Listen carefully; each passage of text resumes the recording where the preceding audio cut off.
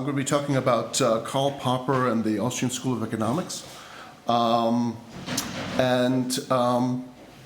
As most of you probably know, both Karl Popper was a very close associate of Hayek, and they were close associates and friends for most of their open times. In fact, Karl Popper said that The Road to Serfdom could have been the third volume of his two-volume Open Society and Its Enemies. Now, my focus is rather on Mises rather than Hayek, because I believe Hayek and, to a certain extent, Menger represent kind of a middle ground between Popper and Mises, and I'll explain that a little bit later. Now, the fatal split is actually a phrase that comes from a letter that Popper wrote to Hayek, where he broached the subject of interventionism and hoped that they could come together on that. He said that if they could, then there is a hope of getting over the fatal split in the humanitarian camp and uniting the vast majority of liberals and socialists.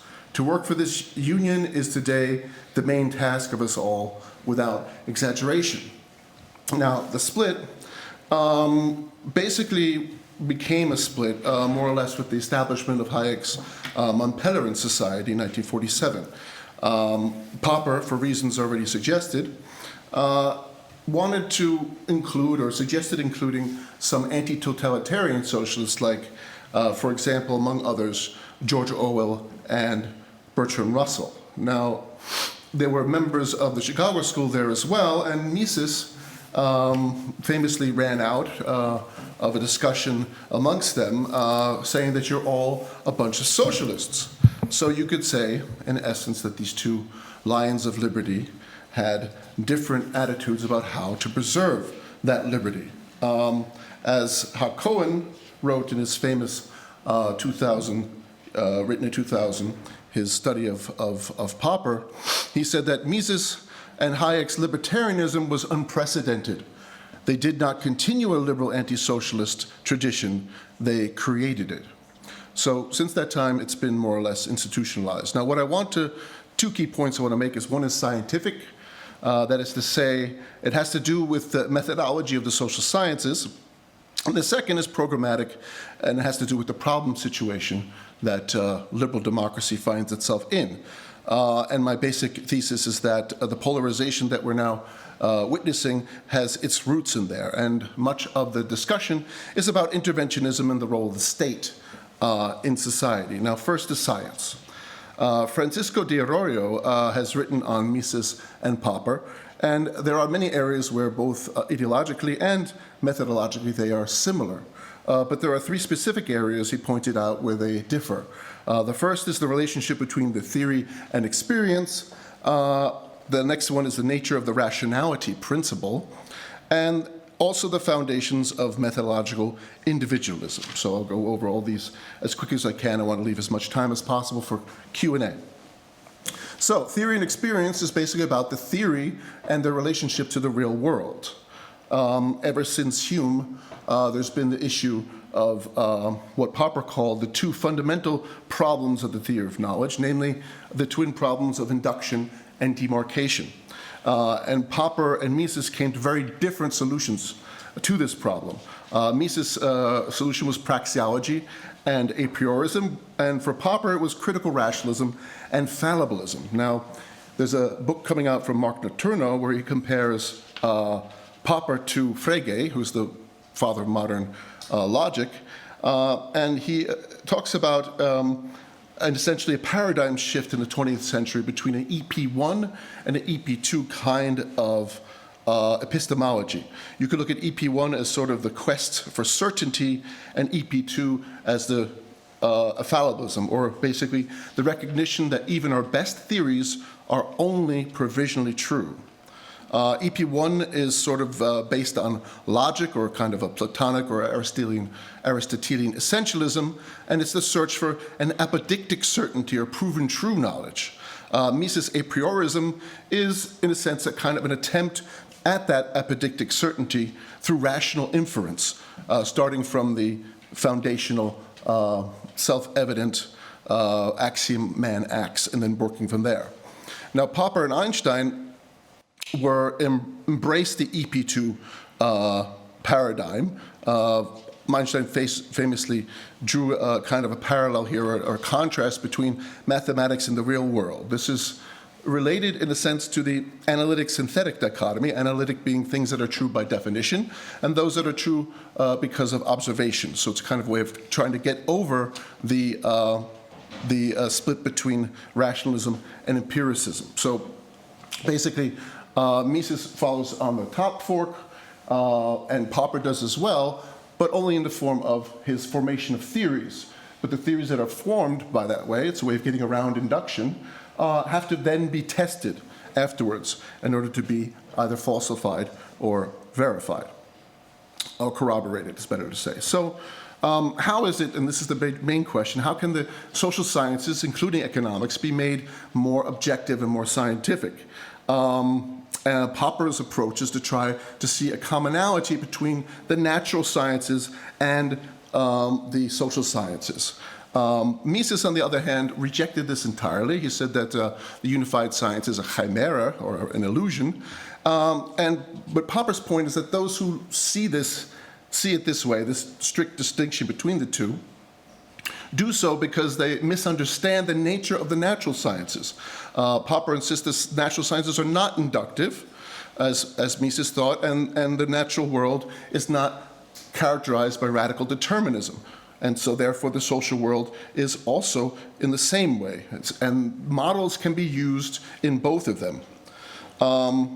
So critical rationalism allows for a closer unity of method between the natural and the social sciences, which makes them more objective and effective. The truth claims of praxeology are somewhat problematic, I would say, and I would argue the various attempts that have been made to reconcile a priorism and fallibilism cannot be successful for various reasons that we might get into in the question and answer.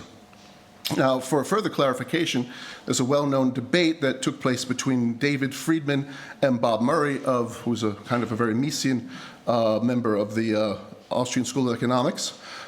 Friedman is a physicist and an economist, and he makes many of the same points in that debate that I think Popper would make if he were here to make them. So, on to the nature of the rationality principle. Popper maintains an objective rationality principle, whereas he says that Mises' rationality principle is subjective. Now, what did he mean by this? Popper's approach is to look at rationality from the point of view of situational logic. And within that situational logic, there are three senses of rationality for Popper. One is the situation as it always was, as it actually is, or the situation as the agent sees it or saw it, and the third is the situation as the agent could have or perhaps should have seen it.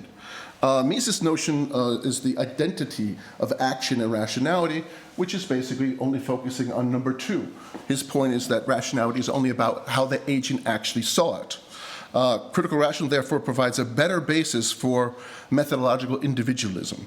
Popper's rationality reveals the problem situation from a more institutional level. That is to say, in terms of the constraints out of which the logic of the situation is formed. Thus, it allows for an analysis of irrationalism, of failure, and of institutional dysfunction, the entropy, in other words, that we heard about.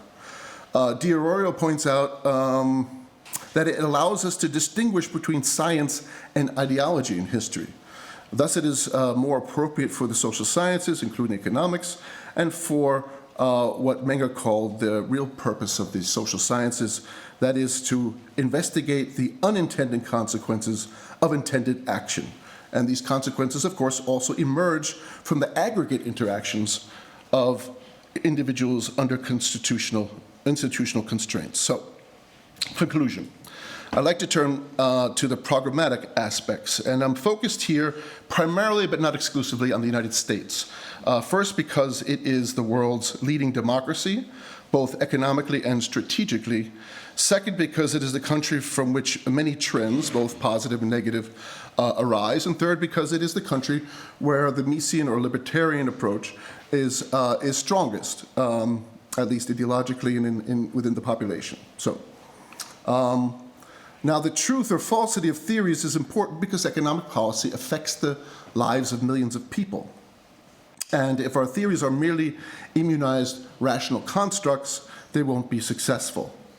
At present, the enemies of the open society and of democracy are gathering strength both outside and inside of the countries that are still democratic. The United States is plagued by a tremendous level of political polarization and fanaticism. And a lot of this has its roots in the question of interventionism and the role of the state. Popper warned about this in a letter to Rudolf Carnap, where he said that the philosophies of socialism and liberalism are both, that we inherited from the 19th century, are both a little too simple and a little too naive. I fully share the conviction of the liberals that freedom is the most important thing in the political field, but I'm convinced that freedom cannot be saved without improving distributive justice, i.e., without increasing economic equality. What about the polarization? This is sort of a graphic of the polarization of political opinion in the United States in 1994, and this is what it looks like in 2017. It's only getting worse. Popper warned Hayek about the effects of inequality on collectivism. And this is the kind of collectivist activity we see. So, if I go back here, Marx, I believe, was right in saying that laissez-faire destroys itself by way of class struggle. This is why an explicit recognition of the need for some intervention is not only necessary in the interest of clarity, but also in the interest of that union in the camp of freedom, which is necessary if collectivism is to be avoided. And here we have the kind of collectivism, both of the left, extreme left, and extreme right. So why is this? If we look back about 40 years, we have something of a revolution that took place in economic theory. And the basic situation there is we've got certain elements of it. Privatization, tax cuts, deregulation, and changes in the legal framework that tend to favor business, for example. Now, here's a map of, or a graph of the kind of increase in inequality that took place. After that, if you see 1970 up to here, this is inequality of incomes. Now you notice the years here, of course, you got 1928, what happened after that? The stock market crash, 2007, another stock market crash. So we have to ask ourselves, what is the influence of deregulation and inequality and changes in legal framework on these kinds of speculative bubbles? Since then, I think we'd all agree that the quantitative easing that's been going on has only made the situation worse and exploded the deficit on top of that. There's another American trend that has been exported, most recently to Austria, in fact, that's called corruption. In America, it's taken on really perverse levels. You're allowed to put as much money into politics as you want, and you can do it anonymously. There's also changes in the legal framework that have decimated unions since that time. What has this done to the working class, one must ask? Also, deregulation. We've heard about the media quite a bit. More consolidation of media through deregulation. This was Clinton. This was not a Republican. So you have fewer and fewer people controlling more and more of the media. And then the death of all the newspapers in 2008, you eventually have the death of journalism itself. And on top of that, the very ironic situation where postmodern relativism is a two-edged sword. It can be used by both sides. So now we've got essentially very much of a post-fact world. Now, what do ordinary citizens do in the face of all this, corruption and lies and misery, etc.? They do this. You've got irrationalism and extremism on both sides. You've got the woke, PC, Maoist red guards of Black Lives Matter on one side, and you've got the QAnon conspiracy theorists, clerofascists attacking the US Capitol on the other side. Popper said in The Open Society that the conflict between rationalism and irrationalism has become the most important intellectual and perhaps even moral issue of our times, and I would argue that it has become so again. Until we can say, look at various theories and talk about this situation from many sides reasonably, and say to ourselves, I may be wrong, you may be right, and by an effort we get closer to truth. If we go this way and dispense with ideology, we may be able to heal the fatal split. Thank you. Is there time for Q&A? Yeah, we have some time for Q&A. Okay. Please. Please, yes. Thanks very much. I'm Steve Baker. I'm a Member of Parliament in the UK. I actually represent the place where Karl Popper lived out the last of his life in Hazelmere. Oh, that little house there. Yeah. So it's very interesting to hear what you have to say, and I'm particularly concerned that this fatal split, isn't it the case that Popper effectively won the argument? We've ended up with a highly interventionist state trying to give redistributive justice, and the problem is we can't afford it. You know, if I look at what's going on in the world right now, huge amounts of quantitative easing, which follow on after enormous amounts of credit expansion. And Greenspan explained to us that that's necessary so that welfare states can run long-term deficits. Well, Greenspan was also a massive fan of derivatives. And, yeah. But I'm not praising Greenspan. I'm just trying to make the... I think what I'm asking you is, isn't it the case that actually Popper won this argument? The political economy we have, which is failing, isn't it Karl Popper, as much as I'm a fan of Popper? It depends what you mean by intervention, yeah? It depends very much what you mean by intervention. If you're talking about quantitative easing is nonsense. I think we can agree on that. And I think on top of it, I think that John Maynard Keynes is rolling over in his grave if people think that this quantitative easing is Keynesianism. It's nonsense. You use debt spending to do a counter-cyclical thing, and then when things improve, you pay back the debt. This exploding deficit is not something that either Popper or Keynes or any intelligent social democrat would ever be in favor of. Yeah? So it depends what you mean by interventionism. Yeah, or I don't know. Yeah. You seem to be very against the notion of any sort of collectivism and Yes. pretty much in favor of democracy, but we see that the rhetoric from the left is becoming more and more violent. They're not just saying seize their property, they say kill the capitalists, and it's increasing. And so far what I've seen from you, you're just saying, well, kill them with rhetoric, like explain to them that they're wrong. So I see at some point it becomes necessary to defend our values against the incursions with measures that, like you if you want to win, you sometimes have to do something that you don't really want to do in theory. I would say to your answer, I don't think we can fight fire with fire. That sounds more like fighting fire with gasoline. In other words, my irrationalism is going to trump your irrationalism. Excuse me, I didn't use the word trump intentionally, but it kind of fits. I think the left is highly irrational. I think critical race theory is insane. We heard a very good presentation about Hegelian dialectic and how this plays into it. They're highly irrational and insane, and the atmosphere in the universities where people can't come in and because mobs try to prevent other people from thinking. I'm just saying there's also enormous irrationalism on the right. I'm saying it's on both sides. Yeah, I'm not condemning only one. Yeah, does that answer your question? Hope a bit.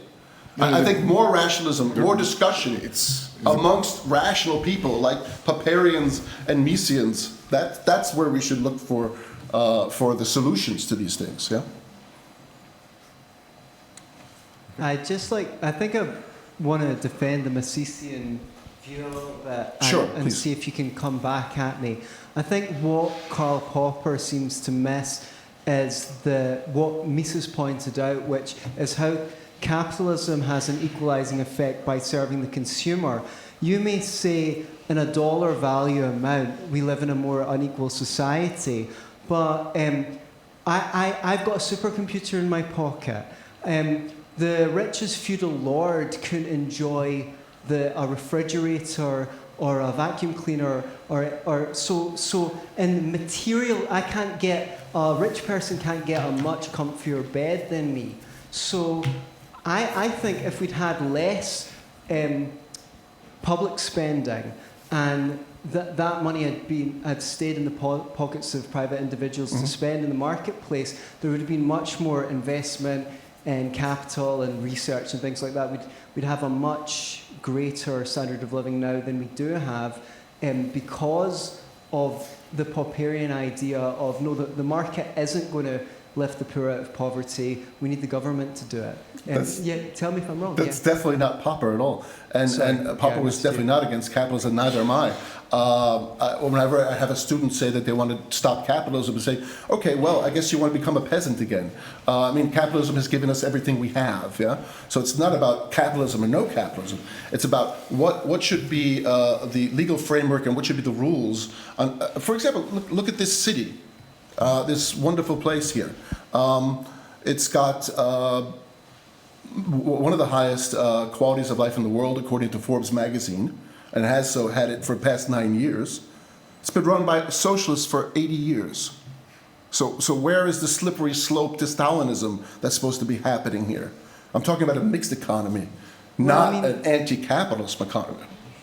When's the last? 80 years ago. Vienna was producing Wittgenstein.